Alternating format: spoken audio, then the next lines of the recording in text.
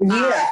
But if it's okay, I would like to use this video for teaching other realtors the value of using an R squared agent, an R squared loan officer.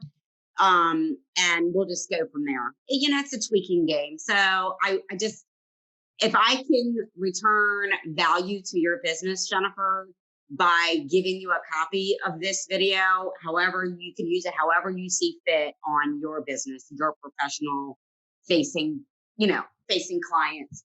But the first thing I wanted to talk about is, do you have questions regarding the video that I sent you? Well, I did not honestly get a chance to listen to all of it. I didn't realize it was about an hour long, so I got a chance to begin the process of listening, but did not complete the process, and I had a few distractions with my phone. So it seems like that's going to be something that I need to kind of calendar in or pencil in for a day where uninterrupted time, if you know what I mean. Right. So, sure.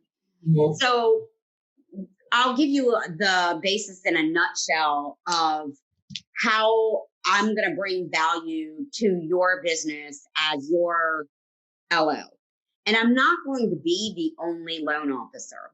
If you've noticed recently, I've also provided one of your clients a referral out to another mortgage company that I found would fit your client better, right?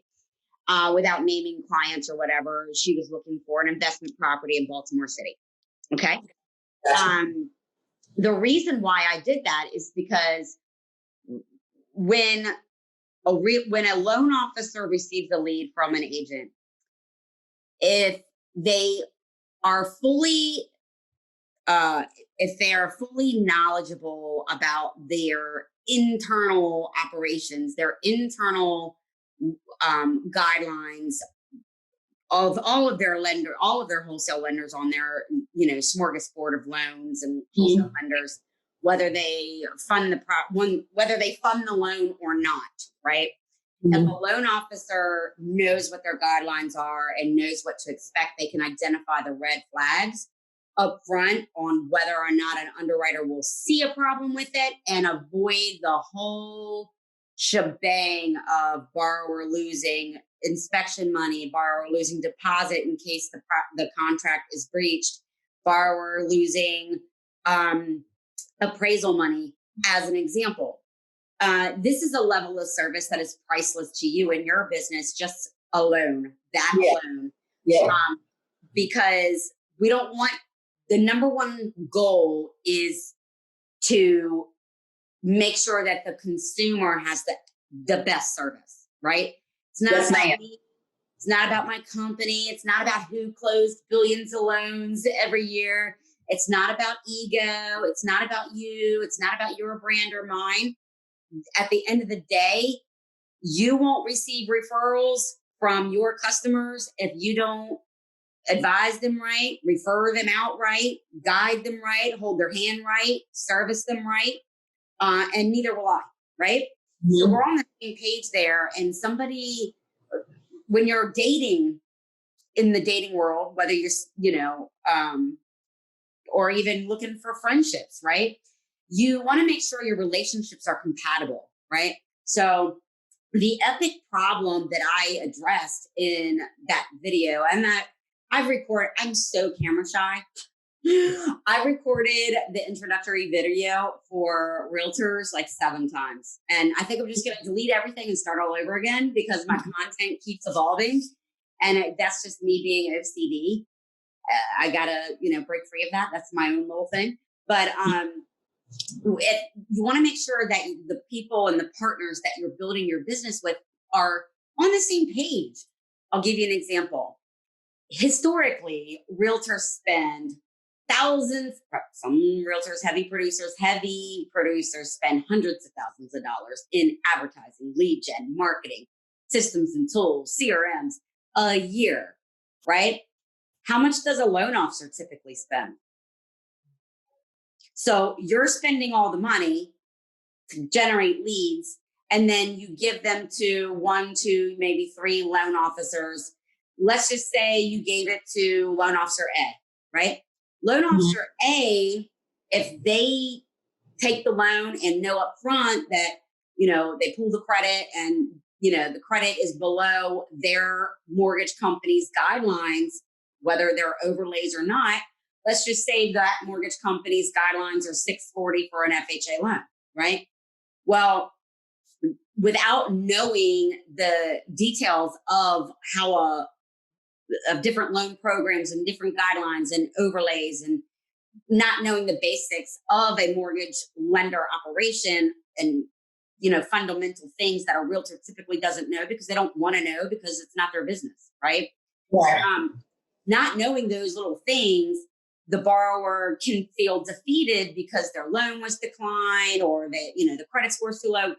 Lender A told him he couldn't help him. So now that is a ball on top of the dinner table, if you will, on top of the spaghetti that rolled off the table. And now who has the meatball?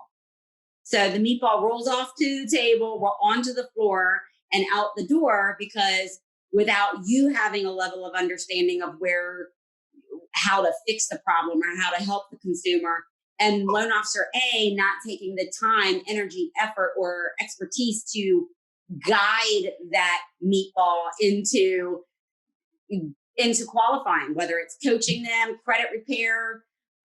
It might be just a small fix. It will blow your mind, Jennifer, how many loans come across me that I see that was simple. A simple fix could have gotten the borrower qualified. And I mean, maybe a 15-day wait, right? So you're left not knowing and not really privy to the answers as to why that consumer fell off the table and on the floor and out the door. But the point is, the consumer is left feeling defeated. What are the chances they come back to Jennifer when they feel like they're ready to buy, or they fixed whatever problem was present at the time? They, did something on their credit report to increase their score, which was at no advice from LO, right? They just did it. 6 months later, they come. What are the chances of them coming back to you? Well, statistically, the chances of them coming back to you are slim to none. So what I've done, because you can gladder me, your team made them feel defeated. That's the perception in the borrower's mind, in the consumer's mind. So what we're going to do is build a platform of like a landing page, if you will. And it's a CRM kind of platform where the landing page is Jennifer Gregory, right? And there's 4 options on the bottom of the page for consumers to get qualified. 4 ways to win, right? So what does that mean? So there'll be a form, a smart form, designed to capture the buyer's persona. What is a buyer's persona? Well, I'll give you an example of some really failed marketing, right?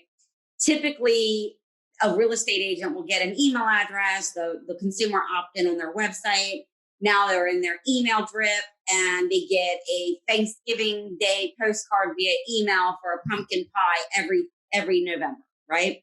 What if that borrower is allergic to pumpkin? What if that borrower doesn't like to bake? What if that prospect, is vegan? What if they're 22 and you would never catch them in a kitchen? What if they're a man, right? Not saying men don't bake, but what if they are a man that doesn't like to bake, has no interest in it?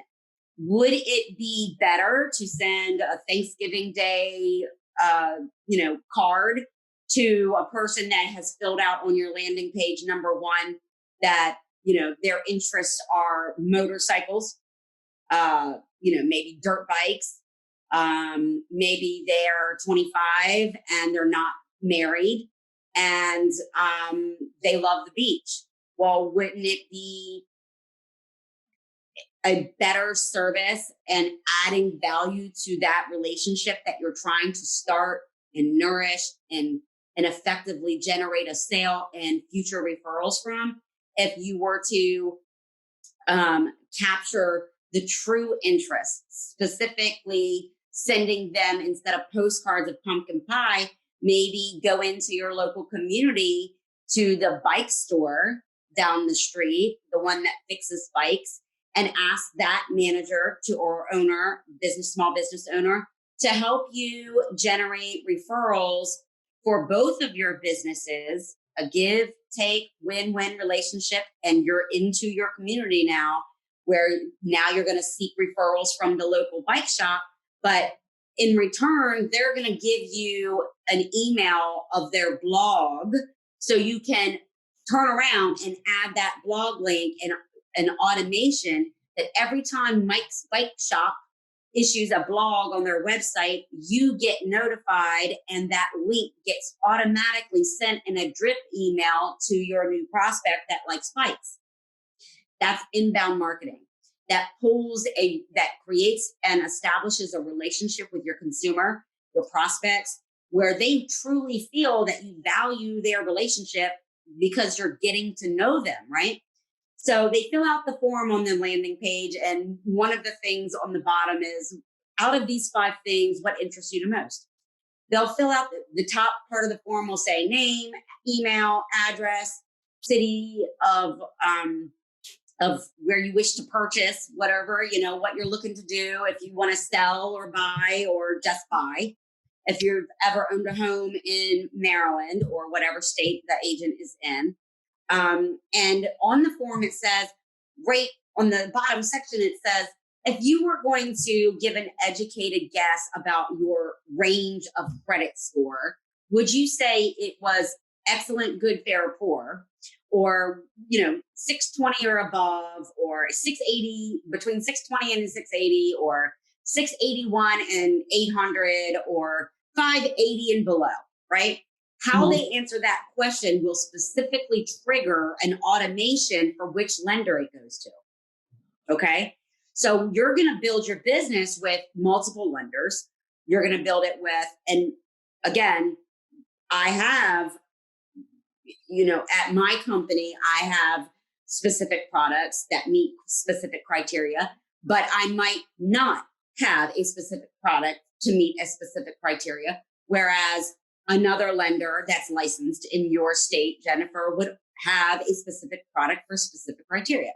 So for example, in certainly the borrower that you gave me the other day could have qualified traditionally for an investment property, but her goal was to, she had another property on a balloon note that it would be more beneficial to that consumer that a hard money lender blanket the purchase with another property, paying off that balloon that could potentially put her in some high risk situation in 12 months, right? Mm-hmm. So me last, I put the consumer first and set her up with a lender, a hard money lender that would potentially put her on a better outcome than me doing that one loan by itself, right? Mm-hmm. So keeping the consumer's best interest in mind, obviously, is the landing page that we're going to design together using HubSpot and creating inbound automation and smart forms, capturing the specific data that, from prospects that land on your landing page.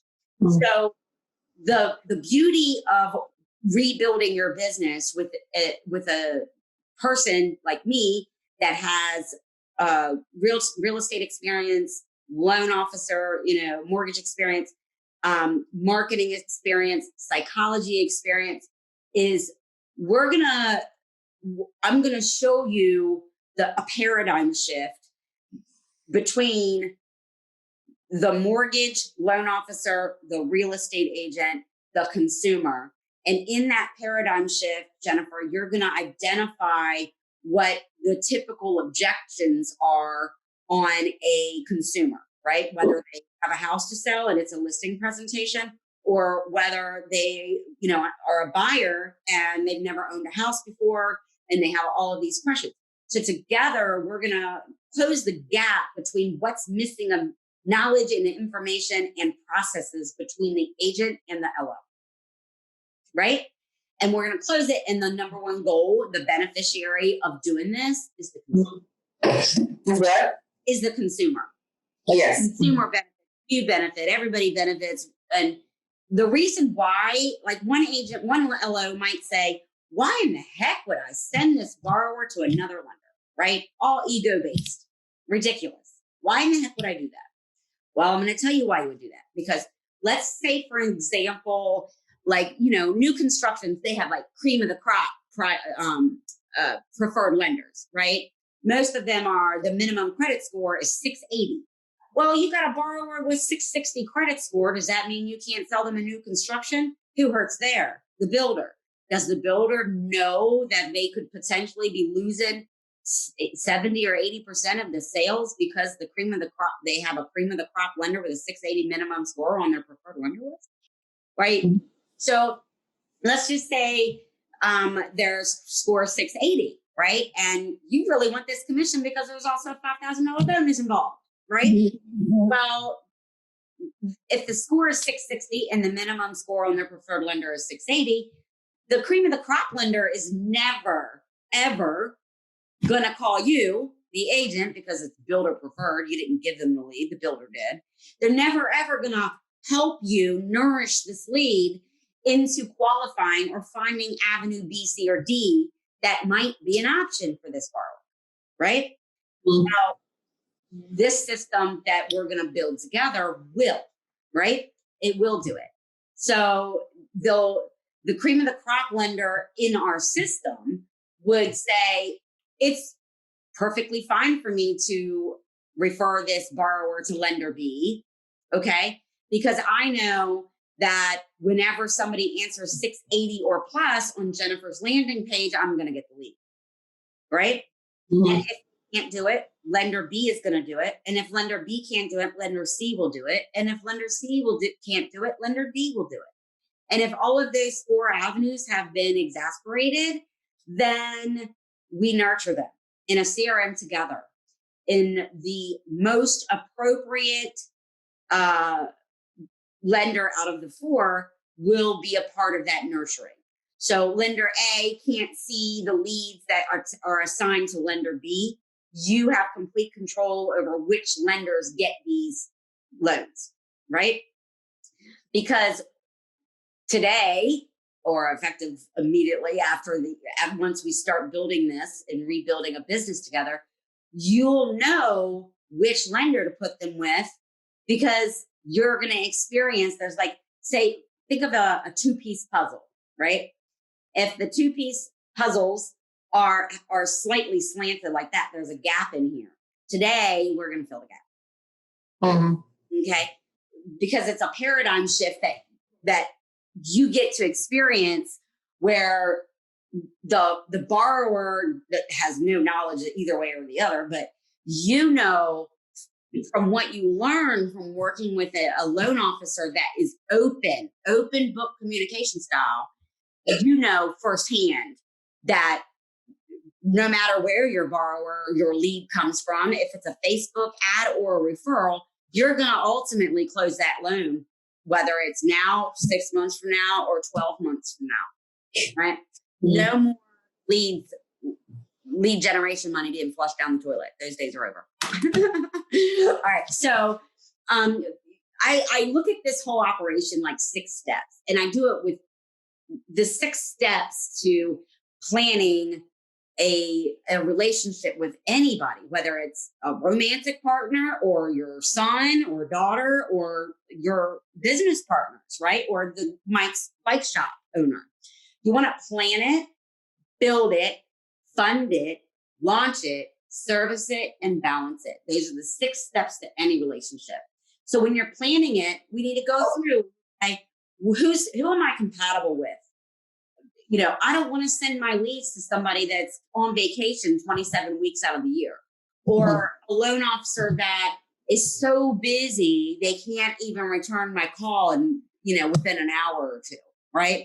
Or a loan officer that is, isn't the breadwinner in their home and they don't really have to work, right? And they just, They're not motivated.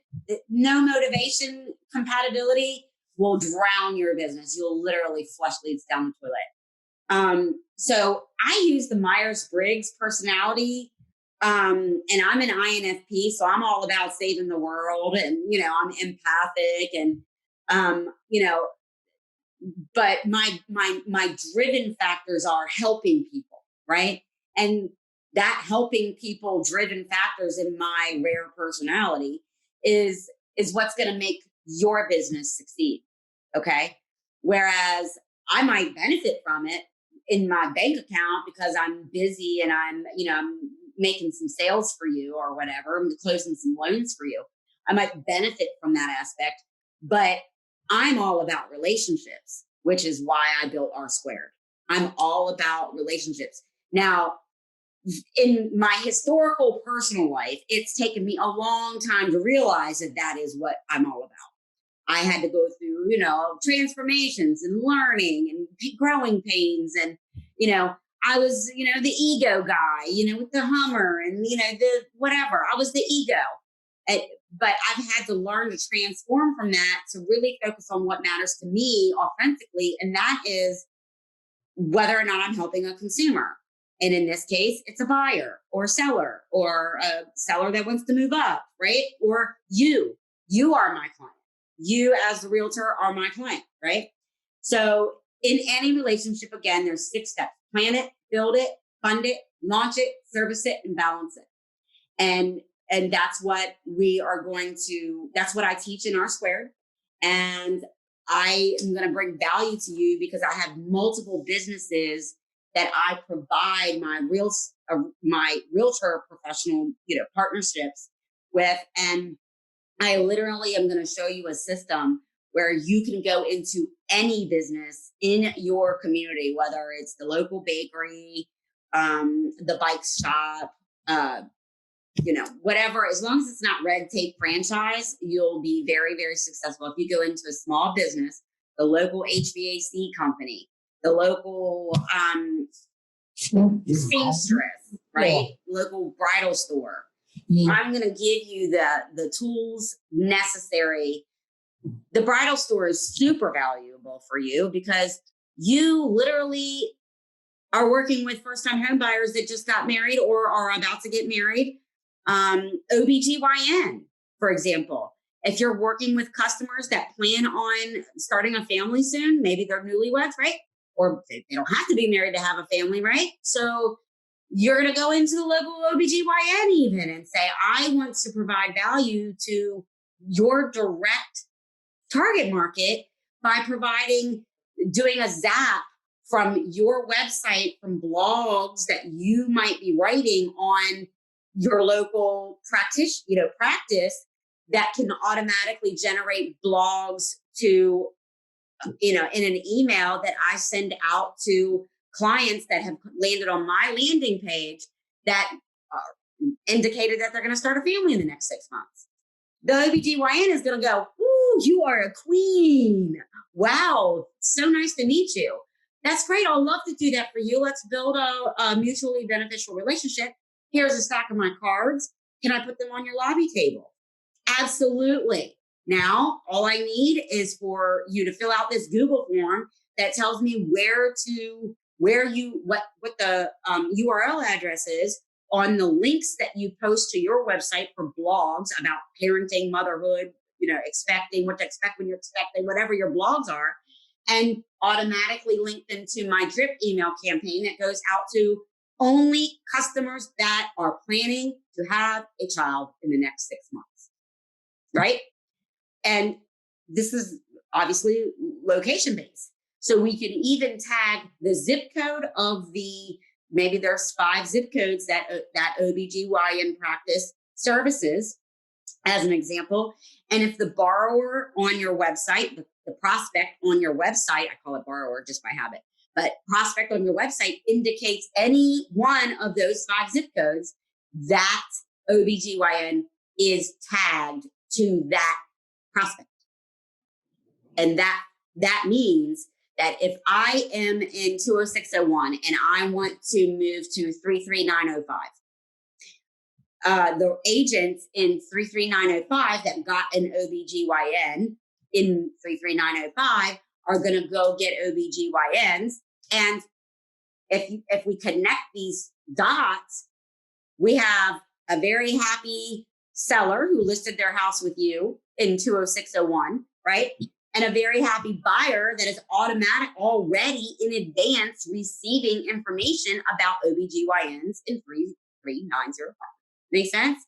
So we're connecting all of the dots here, and I'm excited about it. I would just love to hear your feedback. It sounds like a relationship, a community relationship is what I hear. Relationship with community. And it also sounds like a lot to kind of take in at one setting. The way my personality is, I'm kind of short to the point, but so I wanted to kind of digest some of this information that you said to me. I think one of the main questions, how I operate, and one of the main questions I had with the product or the services that you'll provide is like, how long am I expected to initially stay with the consumer once you get the consumer and get them connected? Because I like to kind of drop my client with the loan officer, and I know that you recommend that I get a little bit more. Most agents get a little bit more educated because it'll help them in their business and their client in the long run with loans. But for right now, I'm like kind of drop the client with the with the LO, and then you move on to the next client, and when that ready, the LO let us know, so then we can start going out to find a house. How long do you foresee the average agent staying with a client in the initial process of what you're trying to implement or get started? Okay, so let's create an imaginary lead. Okay. Yeah, thank you for that, because I'm very visual too. And so I like kind of hands-on and visual. So talking to me is good, but I've got to do it. I've got to see it. I've got to feel it in order for it to become real to me. But go ahead. Okay, so Jackie, let's use the buyer prospect Jackie as an example. Okay. Mm-hmm. Jackie finds your website, your landing page on Facebook. Somebody shared the link. You shared the link. They find it. She fills out her credit score is between 620 and 680. She's a first-time home buyer. She is recently married, is a newlywed, maybe wants to start a family, possibly within the next 12 months. Okay. She doesn't have a house to sell, obviously, she's first time. And let's just start with this little block. Okay. Mm-hmm. The process then should, if it's a well-oiled machine and working properly, Jackie submits her information on the form from your site. Mm-hmm. You get a text message that the form was submitted. Okay. With her phone number, Okay. Mm-hmm. You can reach out to her if you want, but there's an automation in place that literally lets you breathe for once. Like all of those Zillow ads, you literally have 2 seconds to get that lead called, or goes to something like ridiculous. Okay. We have lives, and time management is essential to the success of any business. Right. Yeah. And being interrupted like that is not managing time. I don't care which way you slice it. All right. So the text message, that's why there's teams, right? The text message with the phone number notifies you. Because she filled out that she believed her score was between 620 and 680, the lender number B, letter B lender, gets the lead. Okay. It's all automatically recorded in your CRM in HubSpot, and it's automatically tagged as lender B having the ball. Mm-hmm. Lender B has the ball, the meatball. Okay. Now, lender B has 24 hours or 36 hours. This is all about how you plan it. Okay. Setting up expectations, right? Is 36 hours a reasonable amount of time to get back to, and going back to our conversation we had yesterday, on whether or not 36 hours is sufficient amount of time on specific borrowers, right? Is 36 hours a reasonable amount of time to get you a pre-approval letter? It depends, right? But expectations, how long? Maybe 3 hours, 8 hours? How long are your expectations on how long it takes the loan officer to reach out to the consumer, the lead, and follow up, pull credit, and get the ball rolling? Is it 3 hours, 6 hours, 8 hours, 10 hours? Whatever this may be, not including holidays, set the expectations in the planning phase, right? Mm-hmm. So now you'll get a text message after the lead is submitted. Now the lender B gets a text message and an email with a copy of the form, okay? So they have a little bit of information about the consumer already, the prospect already, that they're recently married, that they are hoping to have start a family, and that they're looking in 20601, right? So, and they think their scores between 620 and 680. So if they're not a veteran, because that wasn't checked, right? The loan officer has specific information to start a conversation and really make the consumer feel good about, oh, somebody actually read what I filled out, right? All right, so now the automation takes place where the LO has to update the lead contact in the shared CRM. You're in charge of the CRM, but because it was tagged lender B sees the lead. A, C, and D do not see the lead. Lender B is the assigned LO on this lead right now. So lender B has an obligation, accountability to update the tag on that lead to its current status within X number of hours or whatever, right?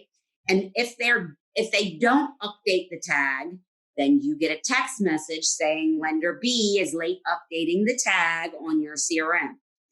You can set up expectations and rules with your partners.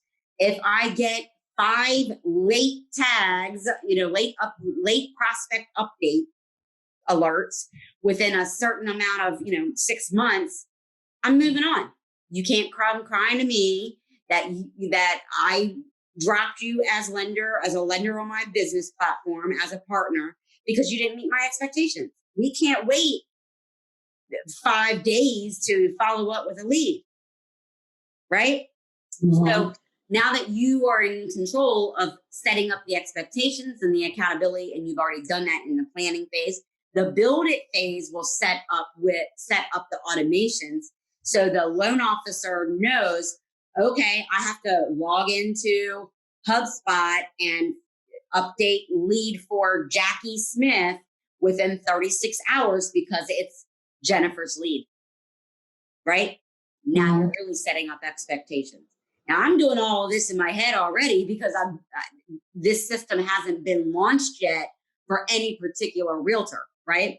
I'm building the class that teaches how to do it right now. So you are really at a huge advantage because I'm telling you and explaining to you what this is going to do before it even happens. All right. So then now that phase is over. The loan officer from lender B has updated the lead. They're pre-qualified based on the initial conversation. Now they're in the pre-approval phase, collecting docs and income asset docs, right? And now we have a DU approval. And what happens next? The loan officer B logs back into the CRM and tags the prospect file as pre-approved, right? So when this happens, the next automation is you get a text message letting you know what the borrower or prospect has been pre-approved for, and which lender, obviously, but that you can now reach out and schedule showings.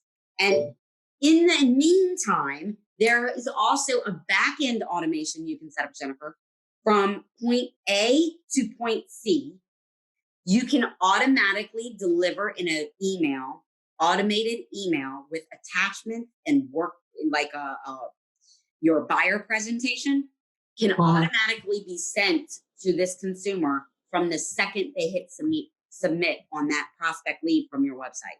You're literally eliminating hours of work. Okay. Now the prospect has seen Jennifer. She knows what broker she's with.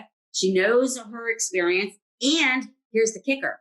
Your buyer presentation literally is built to eliminate and overcome all of their objections up front. The expectations are set. I am so good at what I do that I'm going to listen to you, and you're going to fill out this buyer checklist of what you're looking for. And I'm going to show you 5 houses that meet all of the criteria in this checklist. 5 houses. Now you're no longer showing 15 houses to the same buyer. You're showing 5 houses, and all 5 houses meet the buyer's criteria because this is how they filled out this SMART checklist that is now updated automatically into the CRM contact file. So now when you look at the contact file, you'll see it's in status C, pre-approval, $350,000. She wants a house in Charles County, 4 bedrooms at least, in the neighborhood of White Oak, whatever, right? And from that point, you know exactly what to show her. It's the expectations are set. They understand how you are paid through the MLS, and the buyer agreement was also generated for DocuSign. Now you've completely automated your business. So when will this system launch, and when will you do the first round of testings for the system? Okay. When you want to, because it hasn't started yet, so you're gonna launch it, but then you're gonna test it and launch it, or launch it and test it. I'm not sure how order you're gonna do it, but when do you plan on doing that? And also, is there a cost associated? Yes. Okay. So RESPA, I'm teaching the class, and I charge agents $8.99 to take the class. However, because I'm a loan officer, I'm giving the class away to agents that use me as their lender for free. Okay. And then in the plan it and build it phases, right? We will work on it together. You'd have to have a HubSpot account, and the HubSpot CRM is free. Okay. The variables and different features you'd have to add on to your specific account. But it starts with a GoDaddy landing page, a domain address, whether it's, jennifergregory.com or whatever it is, your landing page website. And then that is how everything is based in HubSpot. So my suggestion would absolutely to be use your name. And then from there, we just meet and build it together. And we build the smart forms together and the automations together, because the expectations, what meets your needs as a realtor. For example, maybe you don't work on Tuesdays. Well, let's build this automation to not bother you on Tuesday. Maybe the notifications of, you can even integrate your calendar for scheduling showings, by the way. I mean, I have it all in here, but you have the potential through technology to automate your entire business, including starting from landing page, buyer presentation, listing appointment schedule, all the way down to loan officers updating the record. And the best part about it is that, let's just say you have them under contract. This does a transaction management as well. Okay. Wait, okay. Now let me ask you a question. So when is the class going to start? I'm doing pre-registers right now, but I should be finished with the course. This is July 15th. My goal is to have the course completed by July 30th. And then once it's completed, I would, because you are literally the first agent, I've sent the link to the video that I sent you. I've sent it to other agents, but this is the first time I've actually met with an agent and discussed this course, like the way you and I are doing it and how it's going to work. So what I would like to do is literally record how we build it. Okay. And use it as an example in my classes, starting with this video. That will make sense. That will make sense. Because sometimes people are, so like I said, they're so hands-on. They just got to see it, see how it works, you got to feel it and touch it. So that would make a lot of sense. Because initially I was just like, oh God, more information. I've already have a CRM that works for me, but I am not opposed to. Now I'm gonna tell you, just reel me in at, because of how life is right now. Most of my business is referral based. I see that. You're awesome. Yeah, I've got a nice referral niche going on. Probably about 85 to 90% of my business comes from referral. However, I'm not opposed to having an outlet, digital outlet for people to connect with me as well, because you need to have multiple ways for people to connect and not just one or two. So I'm not opposed to that. I'm not opposed to now getting a website or going to GoDaddy and trying to try something a little different, especially because now the whole world is on the internet. The whole world is on a computer. So at first I was kind of shutting down a little bit because I'm so to the point immediate, let's boom, boom, boom. And then I'm telling you, after 35 minutes of you talking, I just calm myself down in my head and in my heart to just listen and say, wait a minute, Jennifer, maybe you do need another avenue to generate business and generate leads. And you do need to automate yourself a little stronger. While referral works for you and is great, and it will always work for me because there's something very great about the personal touch, doing an excellent job and taking care of your client and giving excellent service, because people will refer you. But there's also an element in life that is so real right now, and it's automated. Everybody is on a computer looking for homes, looking for agents, looking for this, looking for love, looking for all kinds of stuff. I would never do that personally. Girl, I don't know how you do it. I'll be too scared. But anyway, everybody's out there online. The whole world is online. And so I think that I would be doing myself a disservice by not taking advantage of something that's just starting, and maybe even being the poster kid or one of the poster kids to help build something. And it's almost like, while it's helping me, it's also helping you. And that's what this life is all about for me. Who can I help? If I'm not helping anybody, I'm doing myself a disservice on earth, because we're here to help one another. And so you got something going on. I'm not sure how long you've had this in your heart, had this in your mind, planned it, wanted to do it, but obviously it's starting to become real to you. And so if I could be a part of that kickoff and that newness of what you have, why not? Why not? I'm calm now. Once again, I can't apologize for how I am and who I am. I'm just really to the point. Let's go, let's move.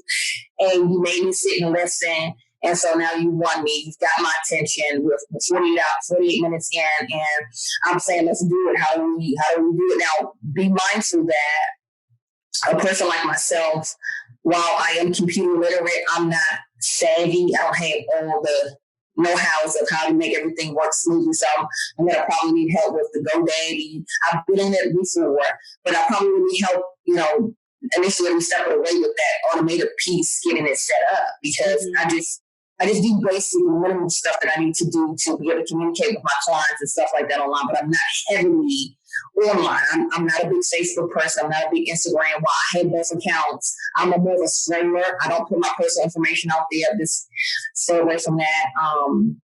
So yeah, let's do it. Let's do it. Okay. So what I would like to do, I am super excited. What I would like to do is set up like a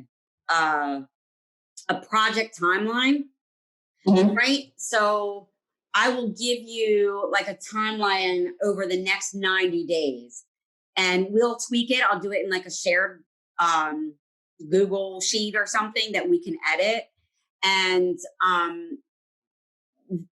just a basic estimated milestone timeline where we are literally going to put together meetings on Zoom, and I'll share my screen and we'll go over this topic on this day. The next meeting we'll go over and build this on this part of it on this day, or we'll plan this part. over a series of a couple of 2 weeks, I say, you know, whatever milestone works for us, just to make sure it's not dragged on forever that we lose interest, right? Because that one of the things about what you had said earlier about you were like, let's get to it. Come on. Let's get to the point, dag on it. That is the overall energy of a self-employed individual, that time is money. Time is money. To cut to the chase, please. I don't have time for this. And in essence, when your mind frame is like that, you're literally blocking out opportunity by not calming down and not listening to, you have to use discernment on who's going to bring you the best opportunities and who isn't, right? Like, you don't want to listen to everybody or you'll never get anything done. Right. Exactly. Right. So I commend you on the ability, right? Your instinct. Well, because one of the things I found out about myself is I'm a firefighter. I put out fires. It's to my advantage and also to my disadvantage, because everything is not urgent, but I make everything urgent. Right. And I think a lot of times my clients, for me, it seems like when I'm very responsive to them and immediately handle things, they're attracted to it. That's what they like about me. I'm answering my phone. I'm doing things very quickly, and my turnaround times are amazing for them. And so they like that. However, in the same token, I can't put out every fire, and I cannot create everything to be a fire, but it's a part of my personality. So I am working to balance me in that. So I do recognize that in me as a strength and a weakness. So I don't see it as a weakness at all. I'll give you an example. What if I, as one of your loan officers, had a file that was in final underwriting, we're waiting on clear to close, and I needed the agent certification on the FHA addendum, right? Mm-hmm. I needed your signature or the seller's signature on an FHA addendum. I don't have a relationship with the listing agent. I have a relationship with you. I tell you the urgency of the matter, but you're la, la, la, la, la, la, la, la, la. I don't work like that either. When I need something, I firsthand know, as having been a realtor before as well, and a loan officer now, I know everybody wants to blame the lender and the loan officer when a closing is delayed, and it's just not going to be on my watch.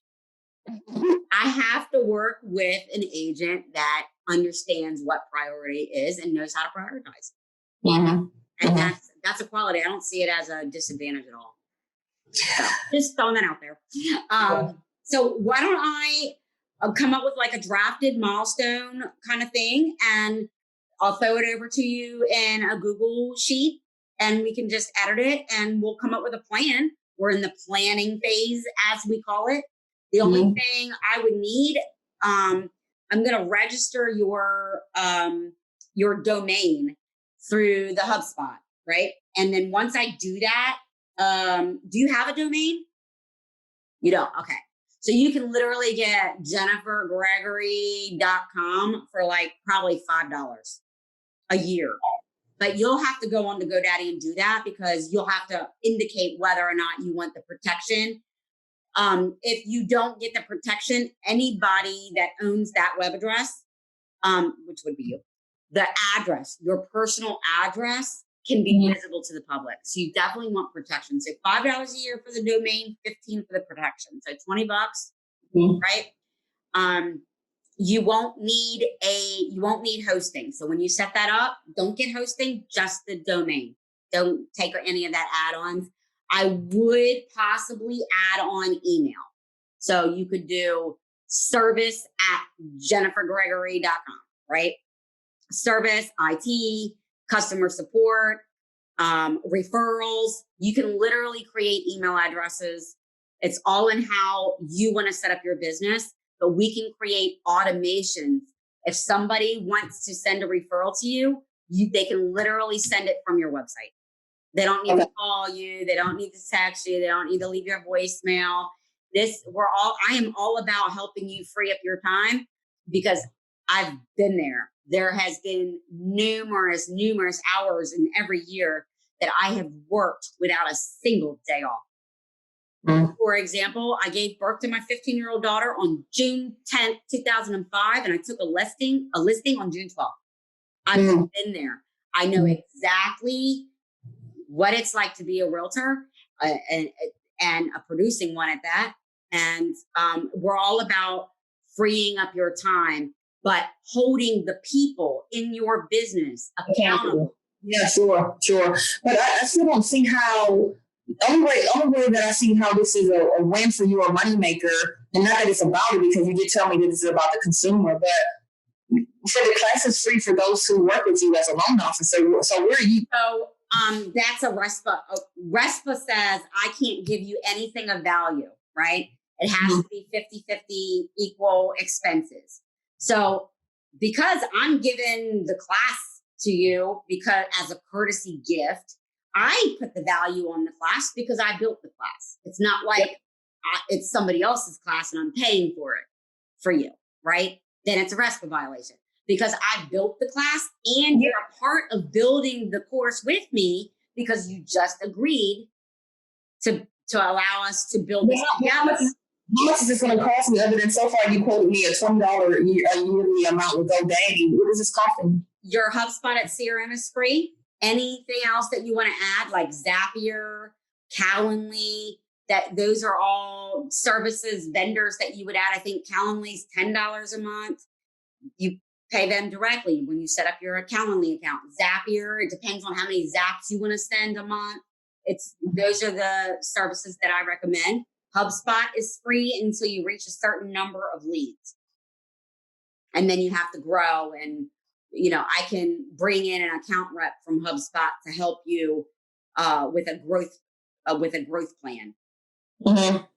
We don't want to pay for 10,000 contacts in your CRM when we don't even have one yet. You already have an existing CRM that I've been working with for 5 years, and I love it, and I'm married to it. So how does that work? Because I'm really not interested in this is going to be separate. You don't have to copy over. And you could literally, if you wanted to, you could copy over the contacts and upload them into your new HubSpot CRM just so they get a part of the automation. But sure. I wouldn't recommend it right now. Let's keep it separate and literally build on recording. Build because you're a part of the content of the class that I am building to charge agents. I'm going to give it to you free because you're the star. Right. And then from that point, other than the third party vendors, CRM, once you grow up, I think you can go get like a $50 a month package and then increase it from there if you need it, whatever. But Zapier, I think, is $15 and Calendly, I think, is $10. Can you say what you're saying? Are you saying Zapier? What are you saying? Zapier.com. Zapier. Uh-huh. And then the other one is Calendly, CALNDLY.com. Mm-hmm. Calendly allows you to it gives you the link, and it can, you can collect information from the person that is asking for the appointment. You get like all these service providers here, schedule with me here. It's just a link that you can literally put on the bottom of your email signature that says, schedule your listing presentation with this link. Schedule a buyer presentation with this link. Oh, okay. All right. Cool stuff, right? So, yeah, sure. I just thought about something. I know you're very busy. We're almost an hour in, but I probably can count on one hand, how many times a loan officer has given me something or offered me something in reference to helping me build my business. But we as agents, part of the epic problem. Yeah, you're giving them all of the leads. They're not giving you anything back. And I told you, I got into the mortgage business in 1988 and I got my real estate license in 2001. And I was a heavy producer back in the good old days. Okay. And I can tell you, I never received one lead from an LO ever. And I wasn't even in our competition then. Mm-hmm. Yeah, I have one or two now. But like I said, I can count on one hand how many has given me a lead. And it hasn't been a bunch, but it's been some. But, this is definitely he's staying out above them all because I haven't heard of anything like this. That's because I just created it. And we're going to create it together. And as a gift, because you're creating it with me and you're the star of the show, like the guinea pig, you get it for free. That's the only thing I can say, you know. The vendors, obviously, you have to pay for, but on the build it and fund it is step 3. That is when we go into the nitty gritty of what's fair and make sure we're meeting RESPA, regulations on who pays for what, when. If the CRM has, obviously, if there's 4 loan officers or 4 different lenders, or maybe there's 3, right? Then the CRM can be split in 4, right? But if lenders 1 or lenders B and C aren't, or lenders B, well, let's just say lender C, hard money guy. If you're not doing a lot of hard money referring or hard money business and real estate investment business, then it's going to be a little hard for the hard money guy to say or agree to split that equally. So split it in proportion to the amount of business each person in your partnership, right? To their benefit. So if I'm getting all of the borrowers between 620 and 680, and you send all the cream of the crop borrowers to Wells Fargo or whatever lender, cream of the crop lender, then that's 3 parties that get benefit, right? So then the HubSpot CRM should be split 3 ways. Yeah. Calendly is obviously just for you. Zapier is also, that can be included in the what's split 3 ways, because Zapier, the more partners you have on board, the more automations you're going to have to need. And Zapier has each plan of their packaging, their subscription is based on how many Zaps each month that you send. Yeah. Well, that part of Cheyenne sounds a little hairy though, because then you have to make sure that, you have to depend on people paying their portion. So, and I'm not going to be chasing behind everybody paying their portion. Exactly. So set the expectations. Maybe every first of the month, your partners fund a PayPal account, a PayPal prepaid Visa card, or some sort of, you have a PayPal account for jennifergregory.com. Okay. Under Jennifer or under funding or business at jennifergregory.com. That's the email account, a new PayPal account set up for. How you plan the funding is completely up to you and your partners. If, for example, the monthly expenses are $300 a month, sounds fair, then you divide it up between the 3 people, you, lender A, lender B, and that's $300 a month divided by 3. On the first of the month, every one of you pay PayPal, or maybe a back-end portal on your landing page, jennifergregory.com. A back-end portal has where your partners can log in, and they can even see their leads on the dashboard that they log in from the back end of your website. Okay. And they can literally put that as a home screen thing on their phone and update the lead on the fly. But let's just say every first of the month, the fund needs to be there. So and I'm not saying that it's something that you would have to chase, like Leroy, from New York, chase somebody for $100, from the mob or whatever. I'm saying if they're a part of this program and they want to be a part of the lead generation platform, they'll pay it and they won't be late. Set expectations, accountability, right? They won't be late because obviously you have control over the CRM on HubSpot. And if you find that, LOA isn't, keeping up with their share of the expenses, we have to cover it because it's a RESPA violation that somebody else take care of it, right? You can't give your LOs gifts. Your LO can't give you gifts. So if they're not going to pay for it in a timely fashion. Let me ask you a question then. What would be beneficial is that since it's your product, it would be beneficial if you had a list of reputable lenders that you would have for the agents you can recommend them. Because, for example, here it is. I had a relationship with a lender that closed a couple of deals for me, and I thought he was, handling stuff. And then he shows himself sloppy. I wouldn't want him on my situation, but I would prefer if you probably, shares, to a degree with some good lenders that they have an opportunity to be a part of this and be picked from a list that an agent can pick from a list of. Okay, good. Okay. I do. I literally have a list of every lender, every mortgage company in the United States. Mm. And you're going to build this and add on to it and include all ancillary services as well, home inspections, title, all of it's going to be integrated by the time we're done. Mm. How long it's going to take us, I don't know. Yeah, it sounds like it's going to be a little lengthy because it's grown. It's a type of thing that you're aiming as you're building it as it's going, and so it's going to be something big and great, but that happens over time. Yeah. So you start at your foundation, you have the foundation piece, and so it's line upon line, precept upon precept, here a little, there a little. So until you get to where you need to be, and that happens over time. Okay, yeah. My big passionate why isn't to make a bunch of money off of R squared professional development.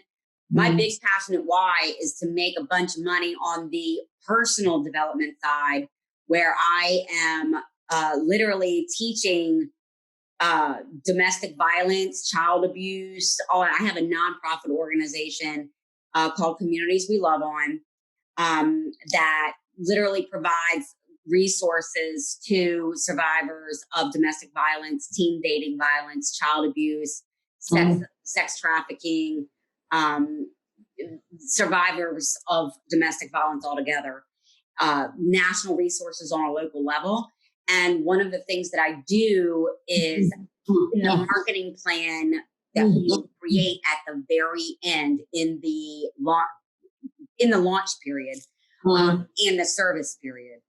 Okay. We will create calls marketing content, email marketing content, fundraisers, or we'll literally go into your community and do a fundraiser and specifically invite anybody in your community that has a passion for helping victims.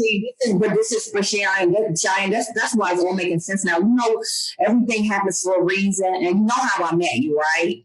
Now how I met you. Yeah. So it's all coming full circle now because now I know you're taking this, but I'm a firm believer that God doesn't make no mistakes. And so I have a passion for young women. Like I have a strong call in my life for young women. And one day I'll tell you my story offline, but I just told my husband, I said, it would be so nice if we can start educating our children very young in communities about finances because it's not so, especially for my people. Like we don't get that educational piece about finances. They tell you to go get a job, but they don't tell you how to have a relationship with money. And so my husband would say, well, you got to make money first. I said, no, you need to understand money first because when you make it, you know what to do with it. And so already I hear a connection that we can, be working together in these communities and helping. I'm telling you, life is nothing if we're not helping people.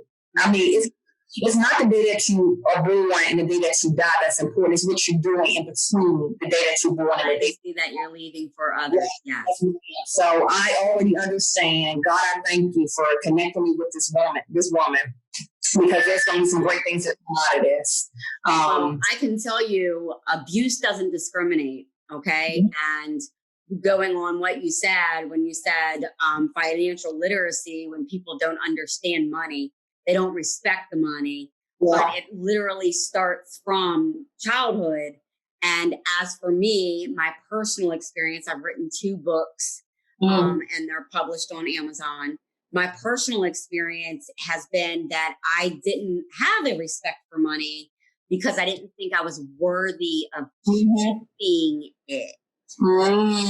I was, abused as a child. My father financially abused me. My older brother was a drug addict, still is, but I was literally the enabler. of a narcissistic parent and a substance abuse sibling, right? The enabler. And starting from my very first job at McDonald's, I didn't barely ever get any of my own money because it always went to something that my father needed or my brother needed. And it got to the point where even when I was 13, 14 years old, I was paying rent. I really just was financially abused, and therefore I didn't think I was worthy of keeping it. And that's another paradigm shift that people need to really understand. From people are so quick to pass judgment, like, like, oh my God, her life is a train wreck, like, oh yeah, I guess it is a train wreck because I was set off failure to launch. Right. Yeah. You don't know the story. That's why it's so important not to be too quick to put your mouth on people, because you don't know the story, and you need to listen and talk to a person before you start passing judgment. And unfortunately, the world is so different. We judge people based on what they look like on the outside and have no idea of where they came from. Exactly. So when you write this address down, and I'll send it to you in a text if you want. communitiesweloveon.org.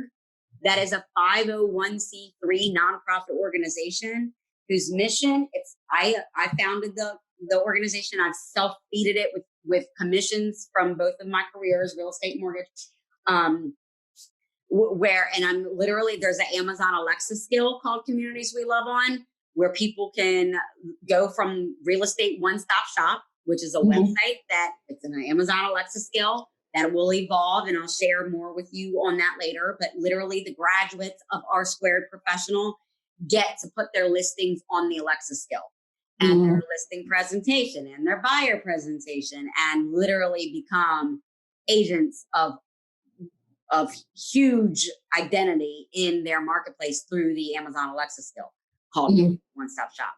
So realestateonestopshop.com.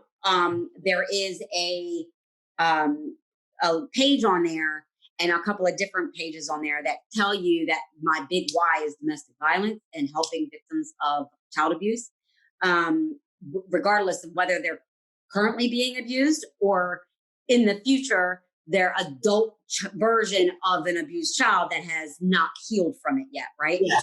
So providing that paradigm shift is super, super my why, right? My big super why, red cape superwoman why. That's why I get up every day. It's why I do what I do. It's why I have, all of these expenses associated with trying to get my message out and put all of the pieces of the puzzle together, which, by the way, looks like this. That's the puzzle. Okay. So I'm super excited. Again, communitiesweloveon.org and realestateonestopshop.com. And that's the number one, not the word ONE spelled out. Check it out. And literally the Alexa skill it's designed to have a voice, right? To give victims of, say, sexual assault. They don't want to say that their father raped them to anybody, but it at least gets it out. They can tell the story in their own words without saying names, and they can literally hear Alexa play back the story. Right? So, and it starts them on the process of healing, giving them a voice that it validates their story. Oh, wow. Step one. Somebody, please listen to me. Somebody tell me that I'm not crazy for having this experience that nobody wants to see. No, it falls on deaf ears. Well, because I tell you, and I know you record, and I know all this is not going out to the people, right? Because this is now getting personal. But I tell you, I have more people that have shared to me, more females that have shared to me that they have been molested by family members and close family friends than you would ever know. So it's probably 8 out of 10, 6 out of 10, some big number like that. And it got to the point where I asked myself, well, what happened to me? Because it never happened to me, but it happened to so many women around me. And I remember one of my girlfriends saying, because your mother protected you. And it wasn't, well, I would say, okay, I'll agree with that. I was the only child. And guess what? she didn't see the family members' houses because she was disconnected from her family. So we just grew up, me and my mother. So there was a shelter there for me. But I have girlfriends and friends that have experienced exactly what you're talking about, more some than not. Because please don't say anything personal, because I would like to share this. Yeah, girl, I'm telling you, I couldn't believe it. So that you're to hear that there's a place that they can go and have a voice. Because I run across it right now, communities we love on the Alexa skill. I run across it all the time. I'm telling you, and so that's helpful. That's a tool that vehicle I can share with someone that I can, say, look, there's a place that you can go and just kind of tell your story, and it's just for you to hear. Yeah. You know what I mean? But if you want to share, you probably can. But that's beautiful. Yes, thank you. Yeah. And literally right now we are designing, my IT guy is designing the template to add to that skill that will literally give users of the skill all of the different bullet points to recognize if they've been abused, all of the different characteristics and cognitive behavioral traits of a person that has been abused or is currently in an abusive relationship. And literally, teenagers can listen to this list. It's not built on this, it's not live on there yet, but literally teenagers can listen to this list and say, oh my God, Jana, Jeanette, she's being abused by her boyfriend. She matches all of these. Or a teacher can listen to this list and say, oh my God, little Sarah, she matches that perfectly. I really need to investigate this or report it to authorities or report it to the school counselor so somebody else with credentials can step in and help little Sarah, right? The teachers in general are totally guilty. And it's not just teachers. I shouldn't say that. It's everybody in a community. They're so guilty of turning a blind eye to abuse because they claim ignorance. I didn't know she was being abused. Well, how did you miss the bruise on her face? Or how did you miss that she slept all first period? Or how did you... I worked for Child and Family Services for 20 years in the government before I stepped out to do real estate full time. So I have experience of removals from kids in the inner city community, social workers from abuse and neglect situations.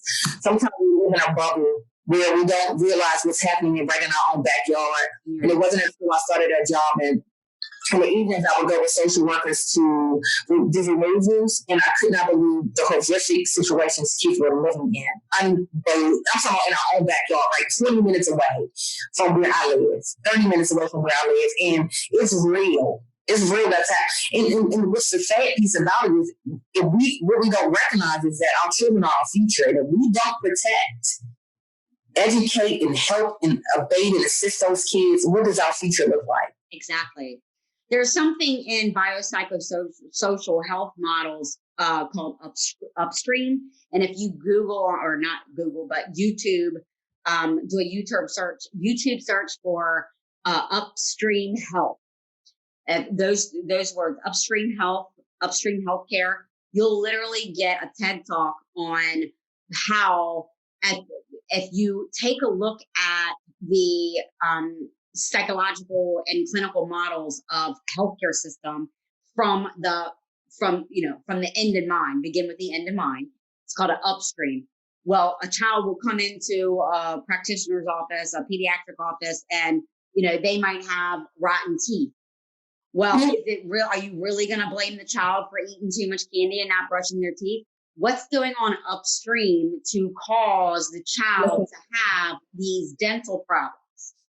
Yeah. Putting the accountability where accountability should be goes to the upstream as to what caused it, not, and they treat the problem while they treat the patient. Mm-hmm. Gotcha. They go and identify the problem. Is it the parents? Their needs clearly aren't being cared for.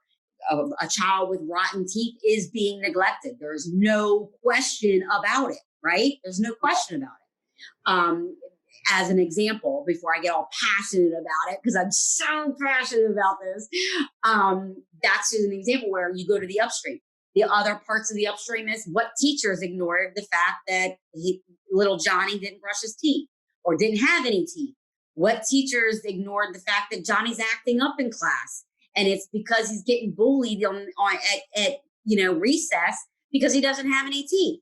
Well, that's going to make Johnny angry. So when Johnny comes in and he knocks over, the easel and throws all the markers on the floor and tips over a desk and yells obscenities at the teacher and the classmates, just a little problem child, like everybody would judge him for being, right? Who started it? Let's go upstream. Let's find out why Johnny has a problem, whether it's teeth, behavior, or whatever. Because if you don't go upstream to find the problem, Johnny will be in the prison system. And then you and I, taxpayer citizens, will pay for his room and board and whatever rehabilitation or workforce reentry that he has to face for the rest of his life, if he doesn't die of a drug overdose before then. Right. Yep. Got you. Yes, ma'am. I guess we can go on and on, but I'm gonna let you go and get back to your day because you got some deals to get to the settlement table. I do indeed. I look forward to this relationship and moving forward with you. So I'm gonna put together a timeline for you. It's 2:30. You'll have it to close the business tomorrow. Yes, ma'am. Okay. I am so excited to work with you, Jennifer. Yes, I feel the same way. Thank you so much. You're welcome. Thank you. It's awesome. Okay.